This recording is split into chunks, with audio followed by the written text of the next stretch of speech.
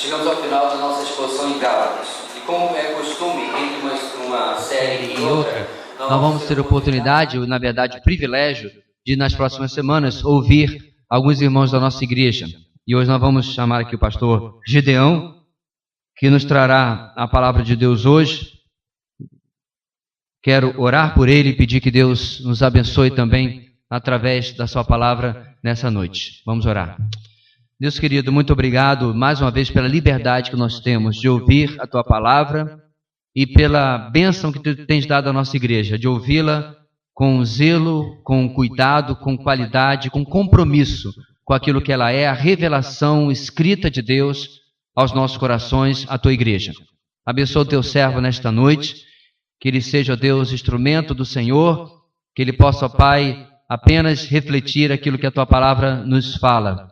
E que nossos corações e mentes sejam levados cativos pelo teu Espírito à obediência da tua palavra. É o que ouvimos em nome de Jesus. Amém.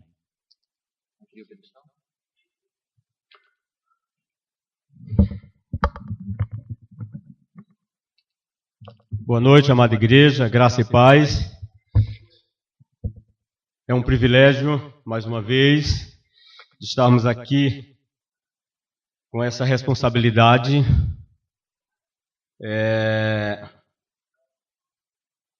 Só quem sabe o quanto é difícil estar aqui é quem toma esse lugar.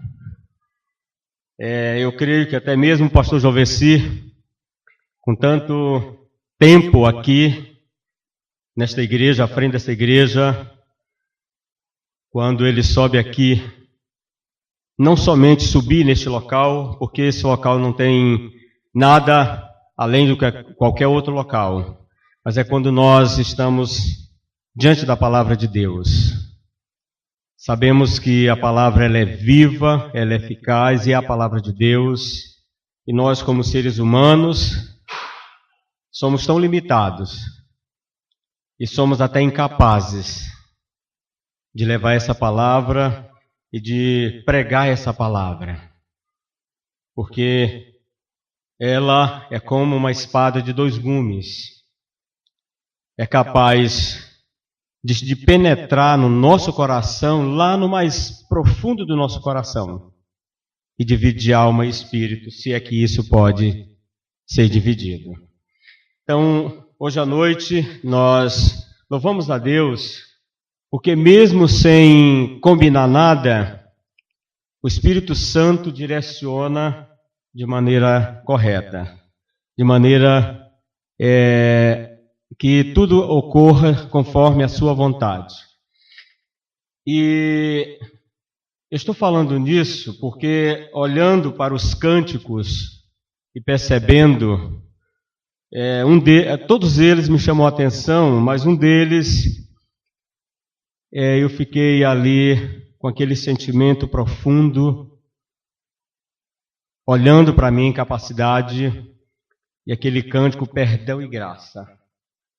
Perdão, porque o que a palavra de Deus, ela vai nos trazer hoje, eu fiquei assim de uma forma muito triste, porque eu tenho negligenciado aquilo que a palavra vai nos trazer hoje. Foi uma confrontação muito grande na minha vida, e eu disse para mim mesmo, eu não tenho condições.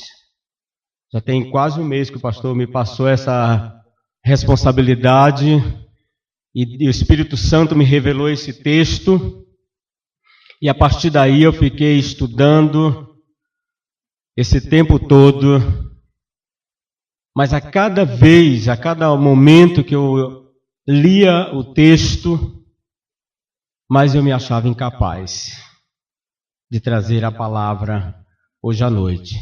E que essa palavra hoje à noite possa nos confrontar de maneira que venha nos edificar, de maneira que venha trazer glória para o Senhor através das nossas vidas. Então eu convido os irmãos para abrirem as suas Bíblias na carta de Paulo aos Efésios, o capítulo 2 e os versículos de 1 a 10.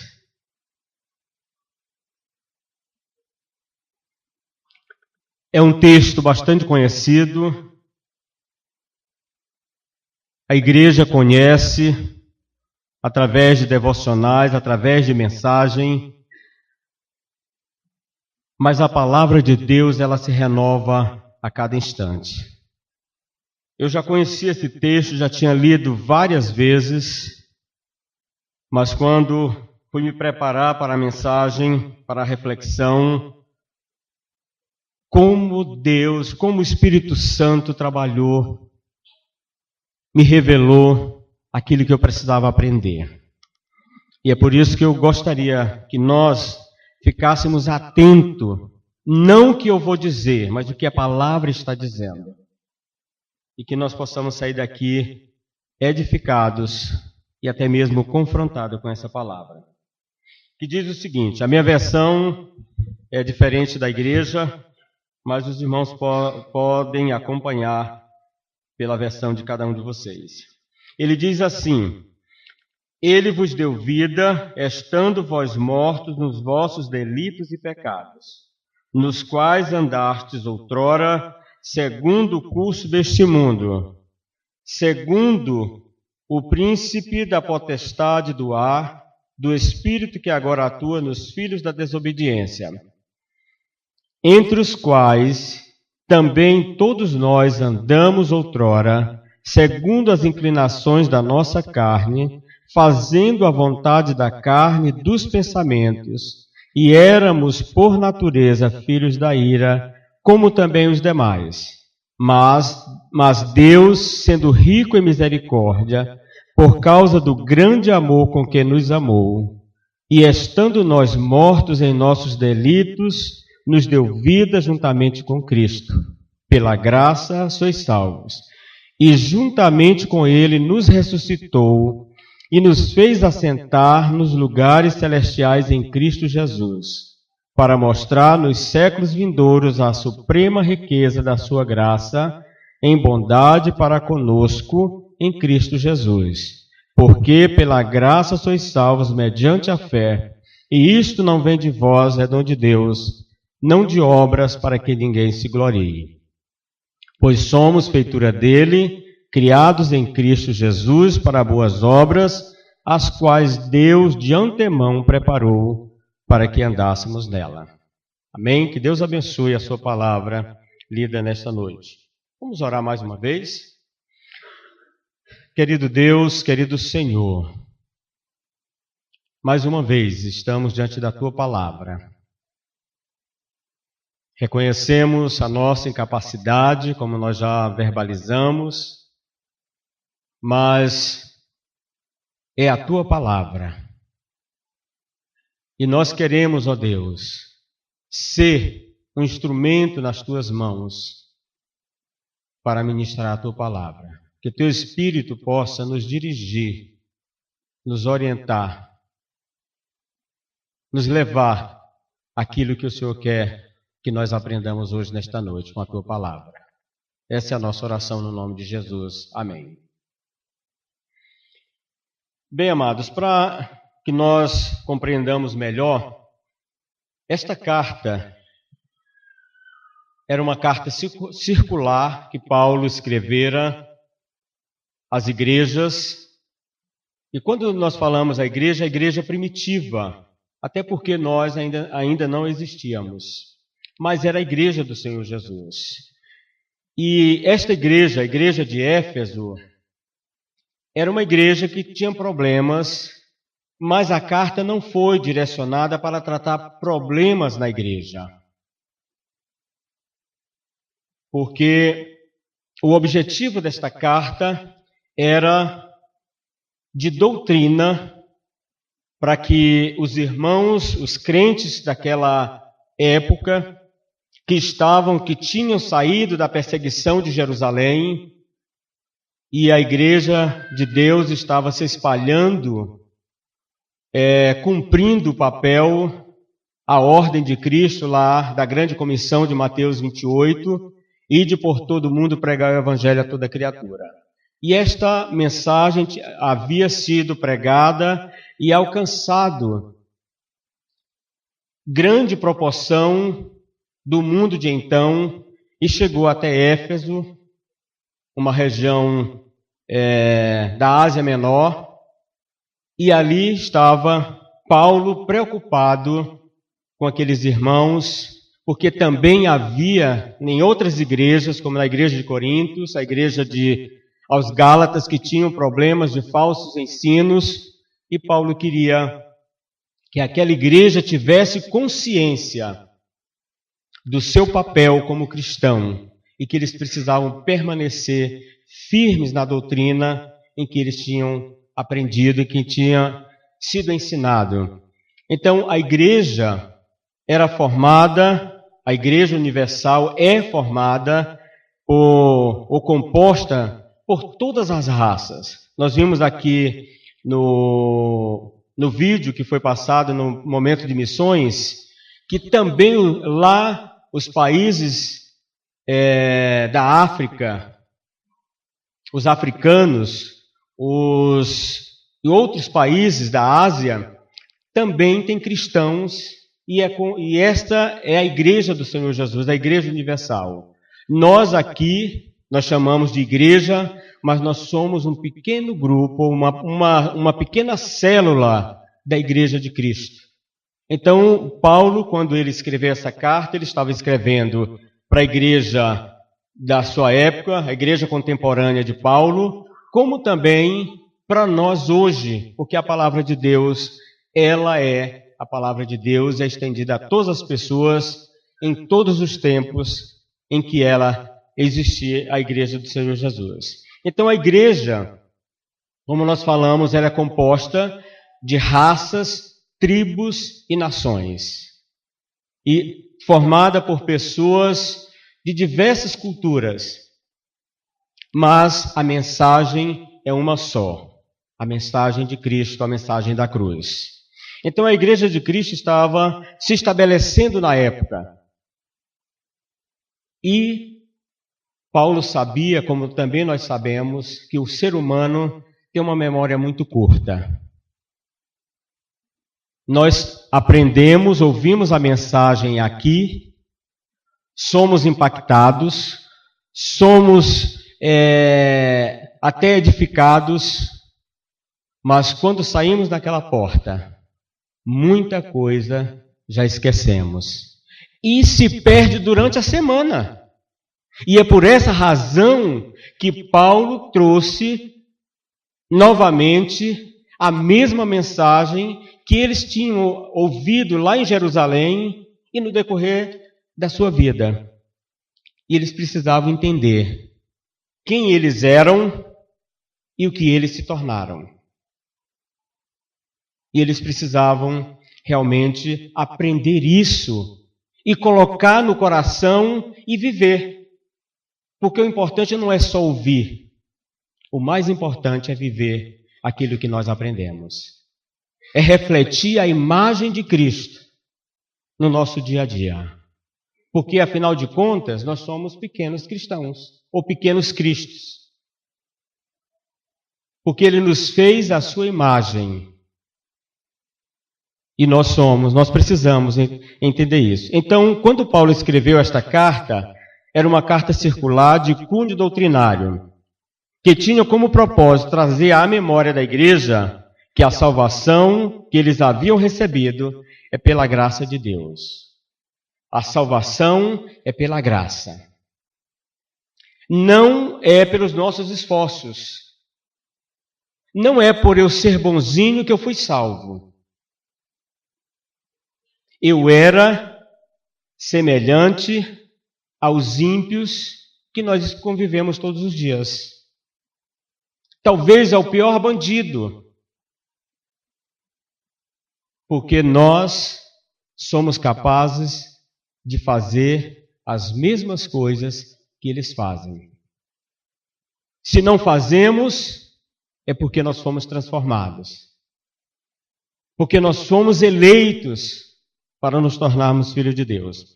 Então, Paulo passa a ensinar através desta carta o propósito da salvação pela graça.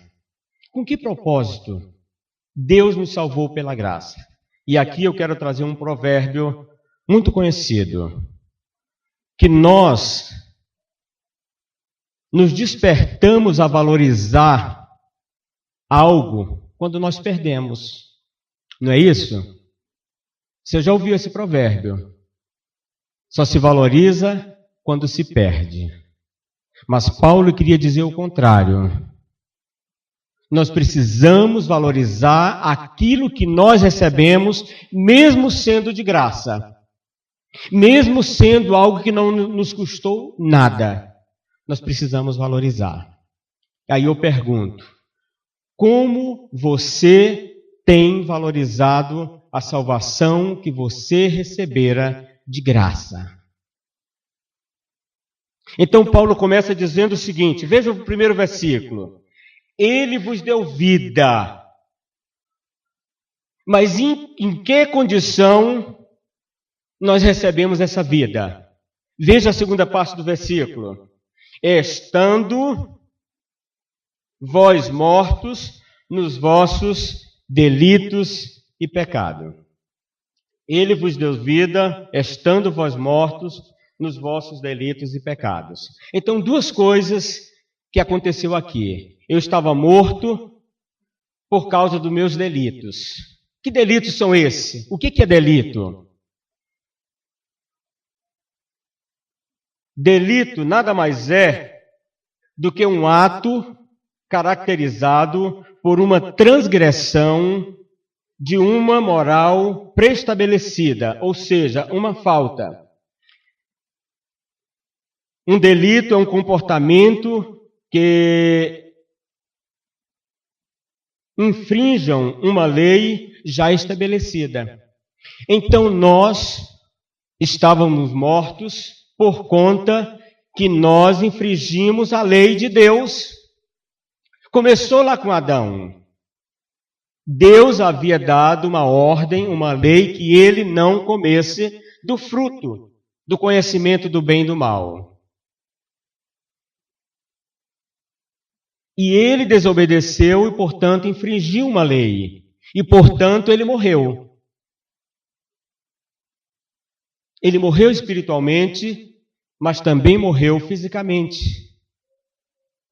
E o que Paulo estava querendo dizer à igreja, vocês estavam nessa condição, mortos. Vocês não tinham nenhuma esperança. Então, a minha condição é que eu estava morto por conta do meu pecado. Foi eu que procurou a morte. Foi Adão que procurou a morte. Porque ele tinha dois caminhos. A mesma coisa que nós temos, nós podemos fazer escolha. Nós temos a salvação e a condenação. Nós temos o bem a fazer, mas também tem o mal que pode ser feito, que pode ser realizado. E nós, homens, seres humanos, nós somos tendenciosos para viver do lado do mal, fazendo o que era mal. Então, nós cometemos delitos, dia após dia. A nossa vida, a nossa matéria é uma matéria corrompida. É uma matéria já estragada, que se estragou com o pecado de Adão. Então, Paulo diz, vocês estavam mortos nos vossos delitos e pecados. O versículo 2, ele diz assim, nos quais andastes outrora. De que forma que nós andávamos outrora, antes de receber? Paulo diz isso lá em 2 Timóteo, capítulo 3, versículo de 1 a 5, ele diz assim, sabe, porém, isto, nos últimos dias sobrevirão tempos difíceis, pois os homens serão egoístas, avarentos, orgulhosos, arrogantes, blasfemadores, desobedientes, ingratos, irreverentes e muitos outros pecados, escrito aqui do versículo de 1 a 5. E que nós, no século 21, fazem a mesma coisa. E quando Cristo nos escolheu, quando Cristo nos alcançou, nós andávamos praticando esses atos. E que muitos ainda estão praticando os mesmos atos. E que são pessoas também eleitas para a salvação e que precisam ser alcançados com a palavra. E aí é quando Paulo traz à memória da igreja que a igreja precisa sair das quatro paredes e pregar o evangelho, porque muitos estão vivendo essa vida. E mesmo pessoas que foram eleitas antes da fundação do mundo para serem salvas, mas estão vivendo nessa situação. E o problema maior, irmãos, é que a igreja de Cristo também vive praticando os mesmos atos que o mundo pratica. E a exortação de Paulo aqui é para que nós lembremos de quem nós éramos e o que nós somos hoje. Hoje nós somos uma nova criatura. E nós precisamos viver como tal. Pessoas regeneradas, pessoas que mudaram a sua vida.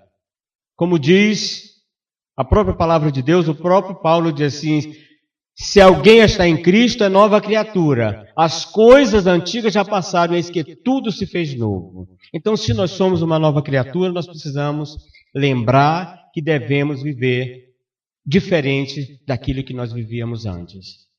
Então, aqui, Paulo, o nosso primeiro ponto é a dura realidade do homem e o que Cristo fez. Então, nós vimos aqui que Paulo disse que nós, sabe porém isso, nos últimos dias sobrevirão tempos difíceis, e nós vimos a relação do pecado que o homem vivia no passado. E nós podemos ver que aqui o homem vivia nos seus delitos e pecados, cometendo esses erros. E o homem também estava morto, não somente dos delitos, mas toda sorte de pecado. Quando o próprio Jesus disse lá em Mateus, no grande sermão do monte, Mateus capítulo 5, versículo 28, ele diz: qualquer ato, aliás, o pecado o que é pecado? É qualquer ato, sentimento ou pensamento que vai contra os padrões de Deus. É tudo aquilo que transgride a lei de Deus, sendo contrário o seu caráter. E nós podemos ver isso lá em Mateus capítulo 5 e o versículo 28, que diz: eu, porém, vos digo, qualquer que olhar para uma mulher com intenção impura, no coração já adulterou com ela. Então nós vemos aqui, irmãos, que o pecado não precisa ser o ato praticado. Só no pensamento eu já pequei. Será que isso acontece com você? Pecar pelo pensamento? Ou será que isso não acontece conosco? Não precisa cometer pecado o ato em si. Você não precisa adulterar. Só em pensar nisso você já está pecando. Você não precisa roubar, pegar o que é alheio. Mas você desejou aquilo que é do seu irmão, você já está pecando. Então, isso que Paulo estava dizendo, vocês precisam lembrar de que vocês são nova criatura, porque Cristo vos deu vida. Então, irmão, nós vemos aqui a nossa condição, a dura condição de como nós éramos, mas nós precisamos entender e louvar a Deus por aquilo que Ele fez por nós. Ele nos deu vida. Você sabe o que é ser, o que é viver? Talvez a igreja hoje está vivendo uma vida medíocre, ou seja, na média, como todo mundo vive. Hoje não faz diferença entre igreja e mundo, porque nós fazemos a mesma coisa. E por essa razão muitos estão protelando a aceitação do Evangelho de Cristo, a salvação em Cristo Jesus. A culpa é nossa. Os que foram eleitos, um dia serão salvos. Mas talvez vai ser salvo como o ladrão lá na cruz, no último momento da sua vida. E ele deixou de usufruir, de gozar das bênçãos que nós, como igreja do Senhor Jesus, gozamos. Porque ser salvo, ter vida eterna, é ter uma vida de alegria, uma vida de prazer. Como diz o salmista no Salmo 1, o meu prazer está na lei do Senhor e na sua lei eu medito de dia e de noite. Talvez você e eu estou dizendo isso quando eu disse lá do cântico, perdão e graça, porque muitas das vezes eu leio a palavra para desencargo de consciência.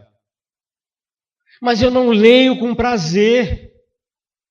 E eu achei muito bonito, sexta-feira eu estava orando aqui, e alguém pediu, ou foi nessa sexta-feira ou na sexta-feira passada, pediu que Deus lhe desse prazer. Foi nessa sexta-feira agora. Um irmão, não vou dizer o nome, mas ele pediu que Deus lhe ajudasse a ter prazer em ler a palavra. Não é só ler por ler, mas que tenha prazer de fazer isso. E o salmista disse, o meu prazer está na lei do Senhor e na sua lei eu medito de dia e de noite. Isso é ter vida de Cristo. Isso é ser salvo em Cristo Jesus. Isso é a salvação pela graça. Porque Cristo prometeu, Deus prometeu a todos aqueles que creem, vida e vida em abundância. Eu vim para que tenham vida e vida em abundância, vida prazerosa. Porque vida triste, sofrida, o mundo está vivendo.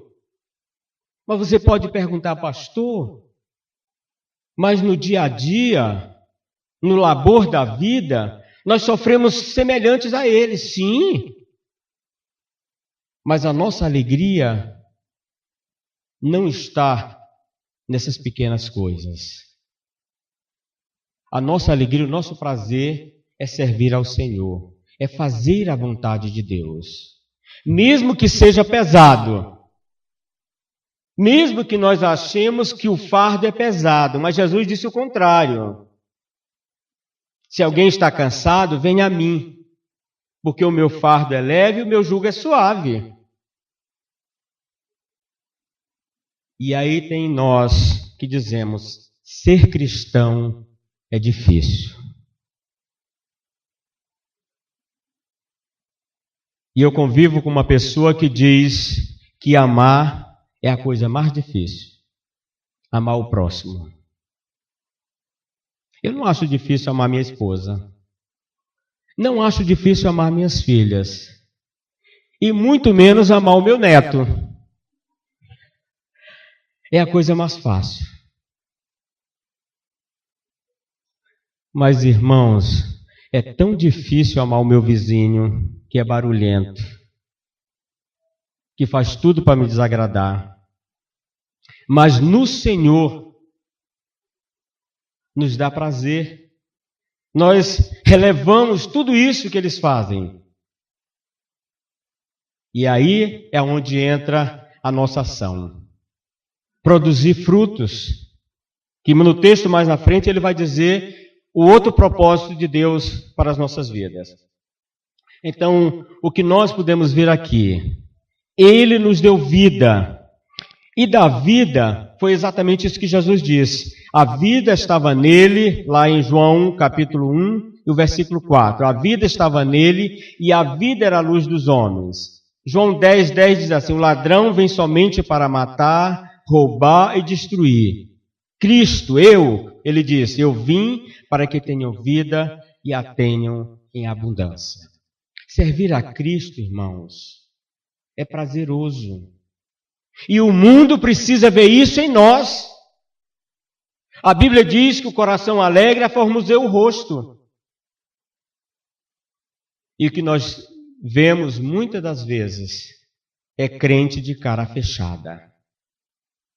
O crente tem que estar alegre até mesmo na morte. Ele tem que estar alegre. Quando os nossos entes queridos morrem, em vez de chorar, vamos louvar a Deus porque essa pessoa que morreu com Cristo está na glória. E aí nós lamentamos, sofremos, fazemos barulho, como o mundo faz por não saber. O mundo faz por não saber para onde vão. Mas nós sabemos, nós temos a certeza para onde vamos. Então, a alegria, o prazer, ele tem que estar em nossas vidas. Porque nós fomos salvos para viver uma vida em abundância. Uma vida plena, uma vida com Cristo. E nós vemos também que quando Cristo diz, Ele vos deu vida para viver uma vida em ação. A igreja primitiva que Paulo estava querendo mostrar para os Efésios, a igreja de Éfeso, era a igreja primitiva lá, quando ela se organizou, nos primeiros anos de existência da igreja. A igreja vivia em plena comunhão. Veja, lá em Atos capítulo 2, versículo 42 a 47, que diz assim: e perseverava na doutrina dos apóstolos e na comunhão, no partir do pão e nas orações. Aqui nós temos o tripé da igreja, do crente. A doutrina, a palavra, como diz o salmista, o meu prazer está na lei do Senhor e nessa lei eu medito de dia e de noite. Aqui está a doutrina, eu tenho que buscar a palavra de Deus. Eu tenho que ter comunhão. Ele diz do partir do pão. Essa comunhão com a igreja, aquilo que o pastor Jovesi deu aviso hoje, que na terceira semana subsequente, nós vamos ter o junta panela. Era exatamente isso que a igreja primitiva fazia. Estava reunido na igreja, durante o final de semana, vamos dizer o domingo, que é o nosso caso que nos reunimos aqui, e durante a semana, o almoço era na casa dos irmãos. Já imaginou a irmã Terezinha dar almoço para esse tanto de gente? Difícil, né, irmã Terezinha? Mas sabe o que acontecia? Cada um levava a sua panela de comida e juntava e estava em comunhão. Isso é uma igreja em ação. Isso é viver a vida cristã. E foi isso que aconteceu na igreja primitiva e eles conquistaram a atenção do povo. Eles contaram com a simpatia de Jerusalém. Quanto mais a igreja se reunia, quanto mais a igreja estava em ação, a igreja crescia. E é isso que Paulo está dizendo. Vocês foram expulsos de Jerusalém, vocês foram espalhados no mundo todo para viver a vida cristã. Vocês têm que demonstrar isso. Boa Vista precisa saber que existe a comunidade Batista Videira. Não pelas pregações do pastor, mas pela vida da irmã Joelma, pela vida do irmão Felipe, pela minha vida. A igreja de Cristo precisa ser vista através do nosso testemunho. Paulo disse a Timóteo: torna-te padrão dos fiéis na tua palavra, no seu procedimento e na tua fé. E é isso que Paulo está dizendo para a igreja de Éfeso. Ele vos deu vida. O sacrifício de Cristo tem que valer a pena na sua vida e na minha vida.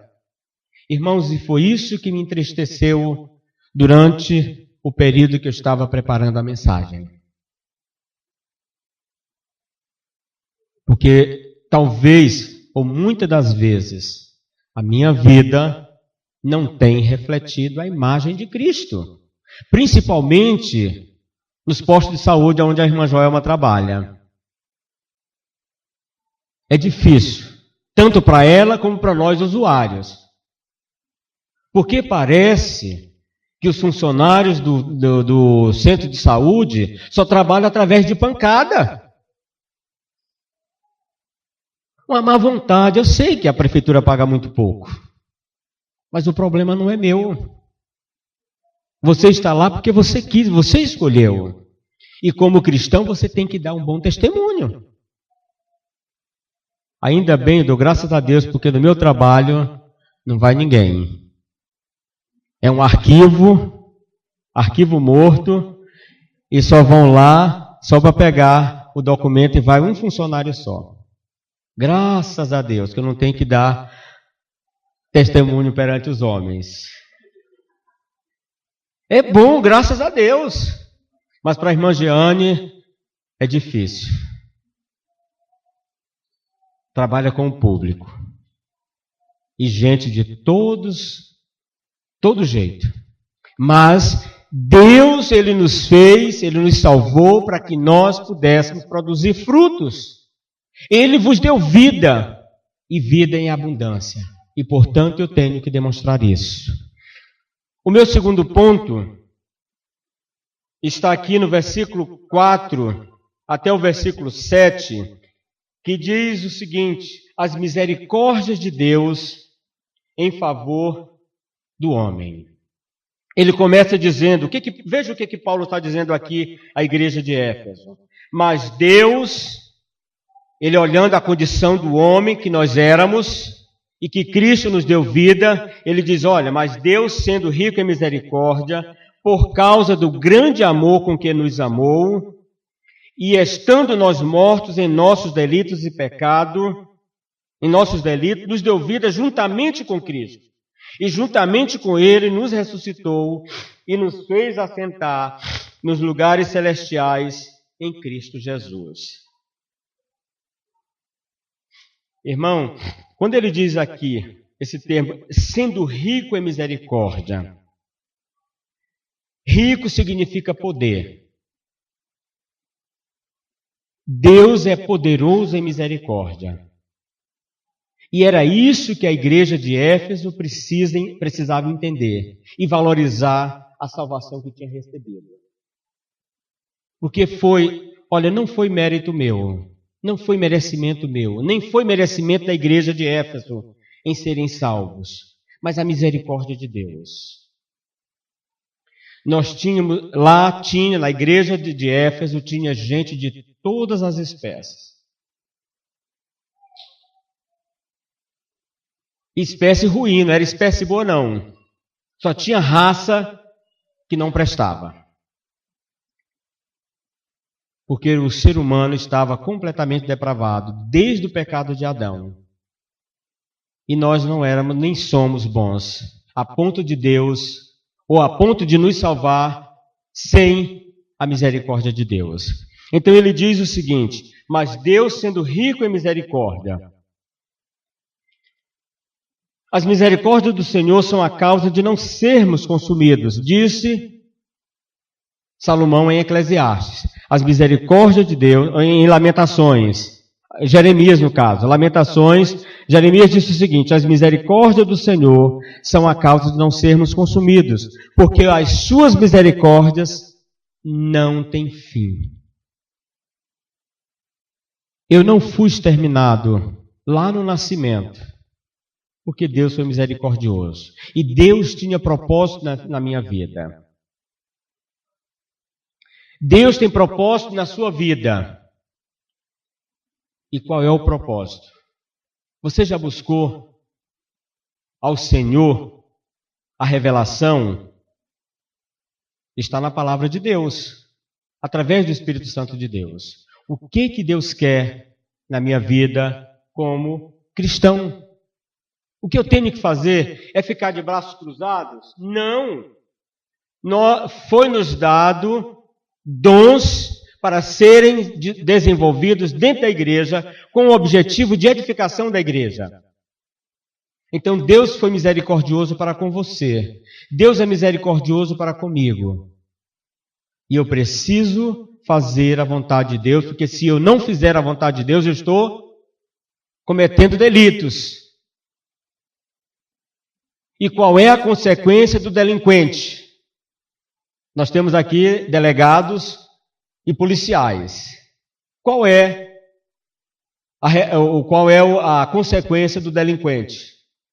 É cadeia, é prisão, é escravidão, ficar lá sem ter condições de sair, de fazer algo por conta própria.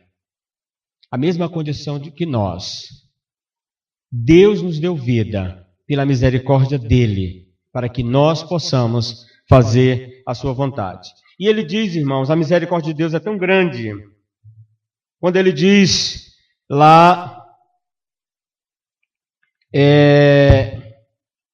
em Romanos capítulo 5, versículo de 8 a 11, ele diz: mas Deus prova o seu próprio amor para conosco, pelo fato de ter Cristo morrido por nós, sendo nós ainda pecadores. Logo, muito mais agora, sendo justificados pelo seu sangue, seremos por ele salvos da ira. Porque se nós, quando inimigos, fomos reconciliados com Deus mediante a morte de seu Filho, muito mais, estando já reconciliados, seremos salvos pela sua vida. E não isto apenas, mas também nos gloriamos em Deus, por nosso Senhor Jesus Cristo, por intermédio de quem acabamos agora de receber a reconciliação. Então, irmãos, a misericórdia de Deus, o amor de Deus, é imensurável.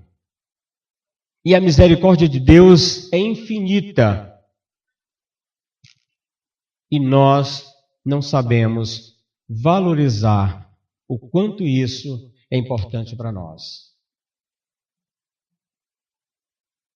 E por essa razão, continuamos vivendo a nossa própria vontade, fazendo aquilo que eu quero.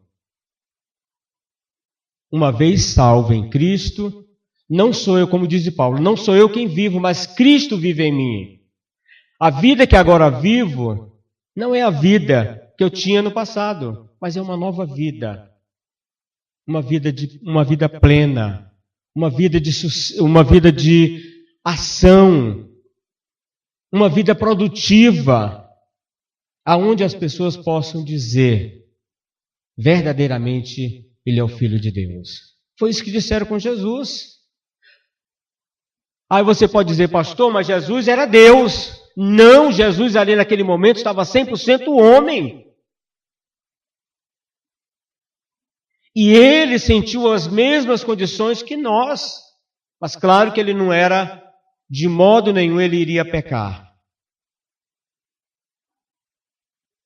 Mas foi isso que Jesus disse, olha, no mundo tereis aflições, como ele teve. Mas tende bom ânimo, porque eu venci o mundo. E se eu venci o mundo, o que diz lá na grande comissão? Eis que estou convosco todos os dias, até a consumação do século. Ou seja, Cristo é o nosso Senhor. É a nossa fortaleza. E com Ele nós somos mais do que vencedores. Com Ele nós somos mais do que vencedores. E é por essa razão que Paulo está dizendo à igreja de Éfeso: olha, preste atenção, quem eram vocês? Deus em Cristo lhe deu vida. Eu tirei vocês do lamaçal de pecado, da condenação eterna, e coloquei no meu reino. E vocês precisam viver como filhos de Deus, como herdeiros desse reino, fazendo a vontade de Deus. Irmãos, e veja a misericórdia de Deus. Olha o que Deus tem para nós. Veja o versículo 6. E juntamente com Ele nos ressuscitou e nos fez assentar, aonde? Em lugares celestiais em Cristo Jesus. Ou seja, a nossa garantia está lá. Foi isso que Jesus disse. Na casa de meu Pai há muitas moradas. Irmãos, eu já falei aqui uma vez e vou repetir hoje. Participar de alguma coisa que você não contribuiu é constrangedor. Só não é constrangedor para quem é cara de pau. Mas no céu, Jesus preparou a morada. Mas a mansão celestial, eu posso até chegar lá. Eu vou chegar lá. Claro que eu sou salvo, eu vou chegar lá. Mas se eu não fizer nada, eu vou chegar lá muito constrangido. Em ver a mansão da irmã Terezinha. Porque a palavra de Deus diz, o próprio Paulo diz, ajuntai tesouros no céu, aonde a traça e a ferrugem não consomem. Não foi nem Paulo, foi o próprio Jesus. Aonde a traça e a ferrugem não consomem. E nós, o que nós estamos fazendo? Com a salvação de graça, uma salvação plena. Será que nós temos valorizado aquilo que nós temos recebido? Como está a sua vida cristã? Como você tem demonstrado isso no mundo em que você vive? Veja o grande amor com que Ele nos amou. Porque Deus amou o mundo de tal maneira, veja, um amor imensurável. Ele me amou de uma maneira excepcional. Extraordinária. Será que eu não sou capaz de amá-lo ao ponto de refletir a sua glória? Será que eu não sou capaz de amá-lo refletindo a sua glória através da minha vida? E por último, irmãos, terceiro ponto, o verdadeiro propósito de Deus para o salvo pela graça.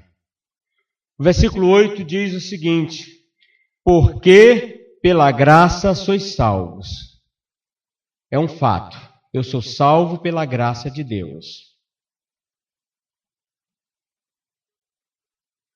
Mas eu preciso fazer alguma coisa.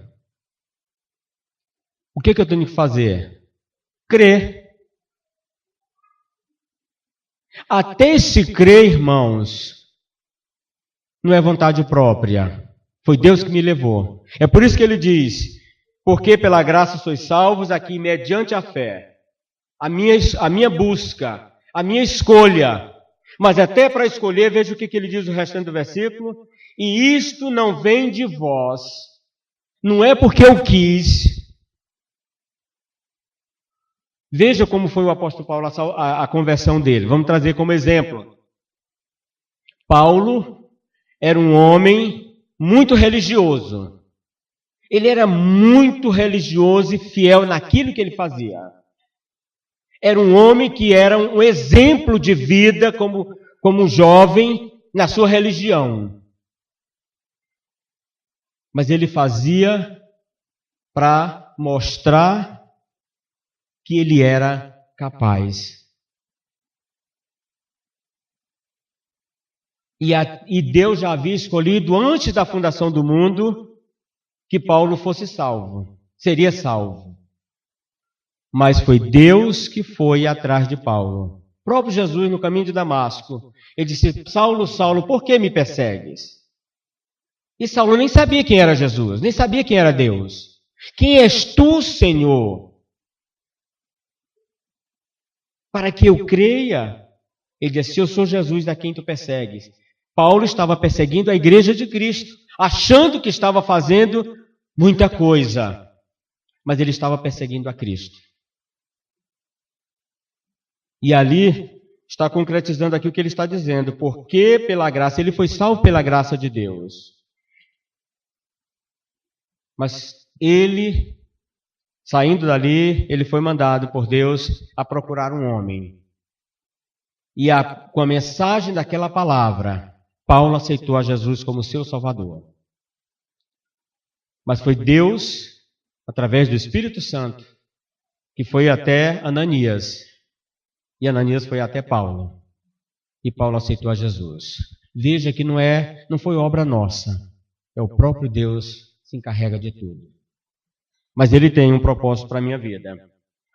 E vamos ver 3 versículos que eu gostaria de dizer, propósitos principais da salvação pela graça. O primeiro é João 15, o Evangelho de João, capítulo 15, versículo 16, que diz o seguinte: não foste vós que me escolhestes a mim.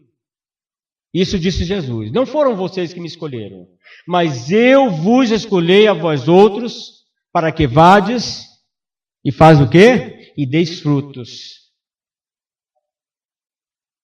O que é dar fruto? Irmãos, é exatamente isso. Refletir a glória de Deus no mundo. O fruto para você mesmo, você foi edificado com a palavra. Ter prazer na lei do Senhor, buscar dia e noite, para que você seja edificado, para que você não caia em tentação, para que você não caia em delitos. E é exatamente isso que doeu meu coração. Todas as vezes em que eu pequei, sabe por quê? Porque eu não li a palavra de Deus, porque eu não busquei fazer a vontade de Deus, eu fui fazer a minha própria vontade. E é isso que ele está dizendo aqui, que nós fomos salvos pela graça. E salvos pela graça, nós temos que brilhar. Ele nos escolheu para que nós pudéssemos ir e produzir fruto. O segundo texto está lá em Mateus 5,16. Quando Jesus diz, eu sou a luz do mundo. Enquanto ele estava aqui, ele era a luz do mundo. Ele era e ele é a luz do mundo.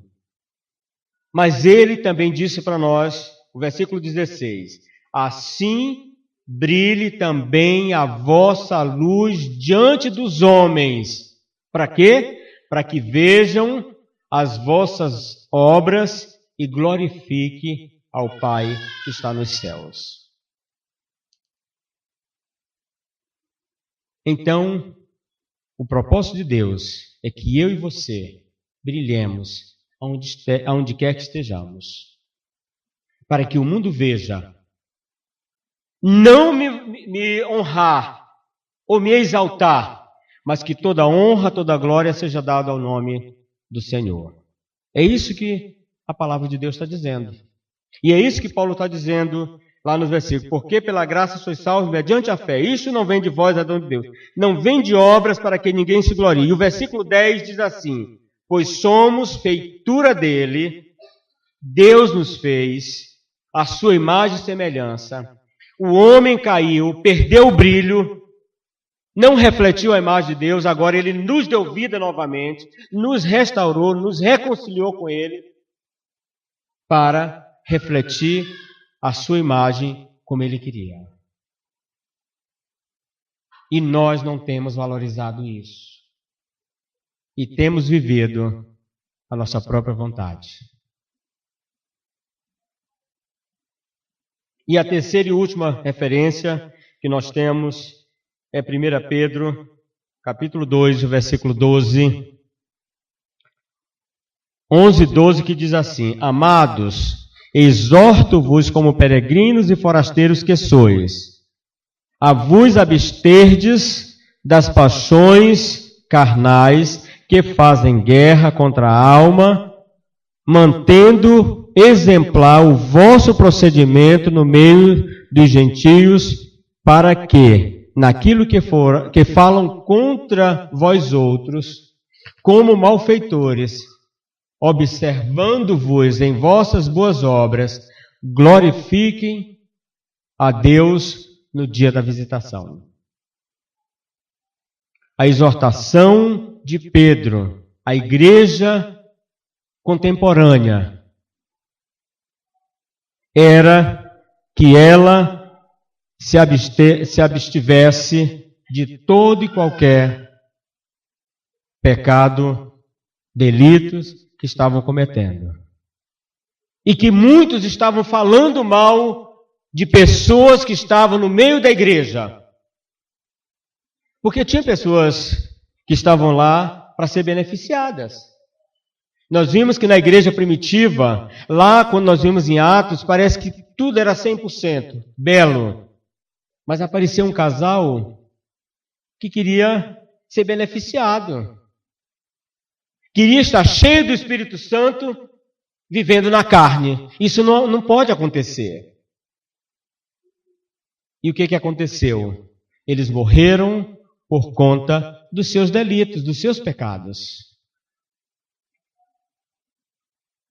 E trazendo para nossos dias hoje, quantas igrejas estão mortas espiritualmente?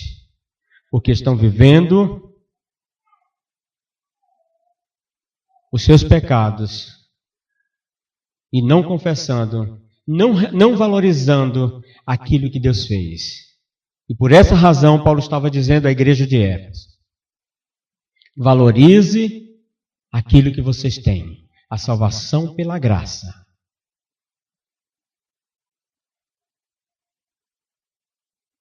E eu queria fazer uma aplicação aqui. Qual o valor que isso tem na minha vida se não tive participação alguma? A salvação, para mim, foi de graça. Não me custou nada. Qual o valor que eu tenho dado? O propósito de Deus para a igreja é: somos o corpo de Cristo, nós somos feitura dele. Então, portanto, temos que refletir a sua glória. Nós fomos criados para boas obras, o processo de santificação. Como disse Tiago, a fé sem as obras é morta. A fé sem as obras é morta. Então eu preciso demonstrar isso através do meu testemunho, da minha vida espiritual. Portanto, refletir a glória de Deus através das minhas obras. Eu gostaria, encerrando, lendo esses versículos de Tiago, capítulo 2, o versículo de 14 a 26, que diz assim: meus irmãos, qual é o proveito se alguém disser que tem fé, mas não tiver obra? Pode acaso semelhante fé salvá-lo? Se um irmão ou uma irmã estiver carecido de roupa e necessitado de alimentos cotidiano, e qualquer dentre vós lhes disser: ide em paz, aquecei-vos e fartai-vos, sem contudo lhe dardes o necessário para o corpo, qual é o proveito disso? Assim também a fé, se não tiver obras, por si só está morta. Versículo 18. Mas alguém dirá: tu tens fé e eu tenho obras. Mostra-me esta tua fé sem as obras, e eu com as obras te mostrarei a minha fé. Crês tu que Deus é um só? Fazes bem, até os demônios creem e tremem. Queres, pois, ficar certo, ó homem sensato? Queres, pois, ficar certo, ó homem sensato, de que a fé sem as obras é inoperante? Não foi por obras que o nosso pai Abraão foi justificado quando ofereceu sobre o altar o próprio filho Isaque? Vês como a fé operava juntamente com as suas obras. Com efeito, foi pelas obras que a fé se consumou. E se cumpriu a Escritura, a qual diz: ora, Abraão creu em Deus, e isso lhe foi imputado para a justiça, e foi chamado amigo de Deus. Verificai que uma pessoa é justificada por obras, e não por fé somente. De igual modo, não foi também justificado por obra a meretriz Raabe, quando acolheu os emissários e o fez partir para outro caminho? Porque assim como o corpo sem espírito é morto, assim também a fé sem as obras é morta. Então, Cristo nos deu vida para ser uma igreja de ação. De ação. Então, eu tenho que viver essa vida plena que Cristo me deu. Deus abençoe a sua palavra nos nossos corações. Amém? Vamos orar mais uma vez. Querido Deus, querido Senhor, Louvamos-te pela tua palavra, pela forma como o Senhor falou ao nosso coração. Te pedimos perdão, ó Deus, por tantas vezes infringir a tua lei, a tua palavra, e cometemos delitos e pecados, e que impede, ó Deus, o crescimento da tua igreja, a edificação da tua igreja. Muitas das vezes temos nos tornado pedra de tropeço, ó Pai, mas queremos te pedir perdão. Queremos também te pedir graça para viver uma vida que reflita a tua glória e a imagem de Cristo no mundo em que vivemos. Um mundo tão mau, tão perdido, e a igreja precisa fazer toda a diferença, porque nós somos o corpo de Cristo, a igreja do Senhor.